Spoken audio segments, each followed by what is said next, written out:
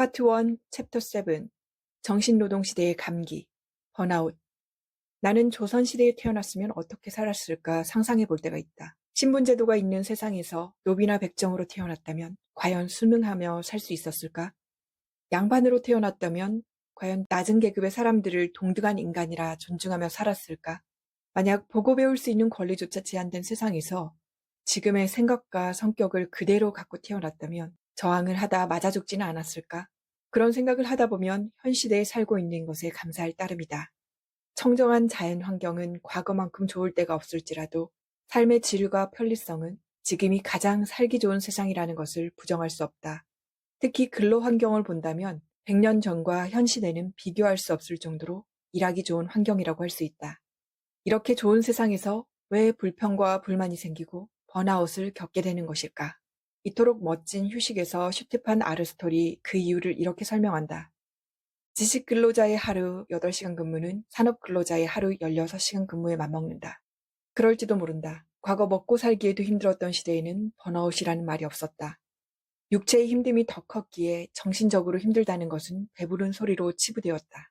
그러나 농업사회에서 현대사회에 이르기까지 육체보다 정신적 에너지 소모가 더욱 많아졌다. 현대인들은 빠르게 변화되는 문명에 발맞춰 적응하고 응용하는 능력이 고도화되고 있다.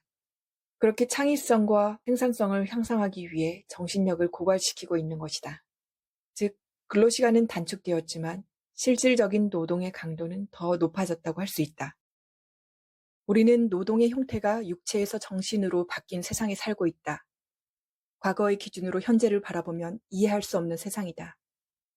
이 시대의 번아웃은 머리와 감정을 많이 써서 생긴 직업병이지만 명확하게 규정이 어려운 정신적 질병으로 산재로 인정받기도 어렵다. 새로운 세상에서 새로운 유형의 직업 관련 질병의 탄생은 당연한 일이지만 안타깝게도 그것을 대하는 사람들의 시선과 치료 가이드는 변화의 속도를 따라가지 못하고 있다. 그래서 현재로서는 개개인이 예방에 더욱 신경을 쓰고 적절한 휴식과 마음 훈련을 통해 정신 관리를 하는 것이 최선이다. 그런 의미에서 나는 당신의 정신 건강이 안녕한지 묻고 싶다. 지금 당신의 정신과 육체가 보내고 있는 간절한 신호를 놓치고 있진 않은가? 사는 것이 바쁘다고 몸과 마음의 변화를 알아차리지 못한다면 이내 더 큰 힘에 눌리게 된다. 나는 정신이 타들어가는 것을 알면서도 부정했고 그 결과 회복하기에 오랜 시간이 걸렸다. 자신의 상태를 알아차리고 변화를 수용하는 것이야말로 번아웃 예방을 위한 첫 단계이다. 번아웃으로 인해 경험할 수 있는 증상들은 개개인마다 다르지만 크게는 정신적 증상과 신체적 증상으로 나눠볼 수 있다. 정신적 증상으로는 무기력감, 무능력감, 만성피로, 우울증, 두려움, 긴장, 걱정, 패배주의, 결핍감 등이 대표적이다. 특히 아침에 일어나는 것조차 버거워지고 예전에 좋아했던 일들에 대해서 흥미를 잃게 된다. 그러면서 나는 쓸모없는 사람이야. 아무것도 제대로 할 수가 없어 라는 부정적인 생각이 머릿속을 맴돈다.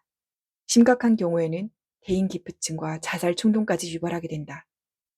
신체적 증상으로는 불면증, 두통, 위경련, 구역질, 현기증, 신경통, 근육통, 그리고 갑작스런 심장 두근거림 등이 있다. 이런 증상들은 단순한 일시적 스트레스 반응과는 다르다.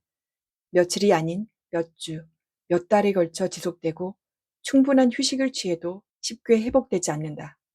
나의 경우 번아웃이 극에 달했던 2년 동안은 대상포진과 피부 발진, 그리고 두통과 수면장애 등 정신적, 신체적 증상들이 빈번하게 일어났다.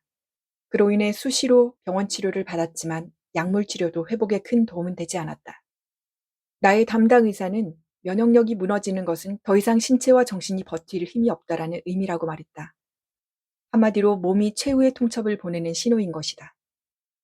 충분한 휴식과 스트레스 요인을 해소하지 않는다면 몸이 자체 보호를 할 수 없게 된다는 것이다. 그래서 극도의 스트레스 상태에서는 아무것도 하지 않는 것이 좋고 운동으로 땀을 흘리는 것도 삼가하고 책상에 앉아 있지도 말라고 처방한다.